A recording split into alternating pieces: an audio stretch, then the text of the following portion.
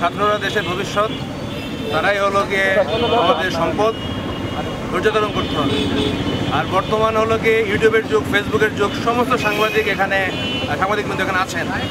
যার যা বক্তব্য, প্রতিবাদ আলোচনার মাধ্যমে হয় কিন্তু শ্রেয়। কারণ আজকে যদি কোনো একটা অ্যাক্সিডেন্ট হয়ে যায় তাহলে কিন্তু তার ফ্যামিলি এখানে কিন্তু সাফার করবে মূলত।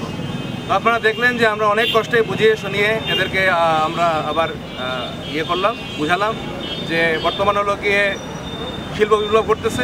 আপনারা যেই বক্তব্যই থাকুক না কেন আপনারা সংবাদপত্রের মাধ্যমে, সাংবাদিকবৃন্দের মাধ্যমে আপনারা থ্রো করতে পারেন। এই জন্য আপনাদের কিন্তু সহিংস হওয়া যাবে না।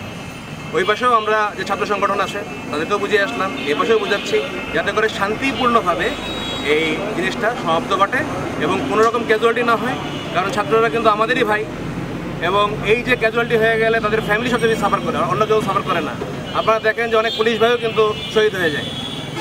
তো আমাদের মেসেজ এটাই থাকবে যে আপনারা শান্ত থাকেন, আপনাদের যা বলার সুন্দর মতো এখানে মানববন্ধন করে বক্তব্য করতে পারেন, কিন্তু কোনোভাবেই মারামারি কাম্য না এবং কোনো রকম আইন শৃঙ্খলার অবনতিও কাম্য না। জেলা পুলিশ আপনাদের জীবনে নিরাপত্তা দেওয়ার জন্য আপনাদের পাশে আছে। বাংলাদেশের হিসাব দেখেন, সেই তুলনায় কিন্তু ঝিনাইদহ মোটামুটি কোনো রকম বড় রকমের কোনো অঘটন ছাড়াই কিন্তু এটা ঘটেছে। আর কালকে সংঘর্ষের ঘটনা ঘটেছে, আমরা জিনিসটা দেখছি। আর এই জন্যই কিন্তু, যেহেতু কালকে আমি ছুটিতে ছিলাম, এই জন্যই কিন্তু কালকে রাতে এসেই কিন্তু আমি এই একদম সামনে দাঁড়িয়ে থেকে এদেরকে সুন্দর করে বুঝালাম যে আমি নিজেও বিসিএস ক্যাডার এবং আমি যে এই পর্যন্ত এসেছি মেধার জোরে এসেছি, এবং এই নিয়ে এত কারণ আপনারা হলেন গিয়ে বিসিএস দিবেন, আপনারা ক্যাডার হবেন, অনেক ভালো কথা, কিন্তু অস্থির হওয়া যাবে না কোনো রকম। আসলে যখন কিনা একটা মারামারি ঘটবে তখন পুলিশ হিসাবে কিন্তু আমাদের দেখা যায় যে কোন পাশে আমরা কী করছি অত কিন্তু থাকে না। তখন যদি কোনো কিছু ঘটনা ঘটে যায় তাহলে কিন্তু সারা জীবনের কান্না হয়ে থাকে।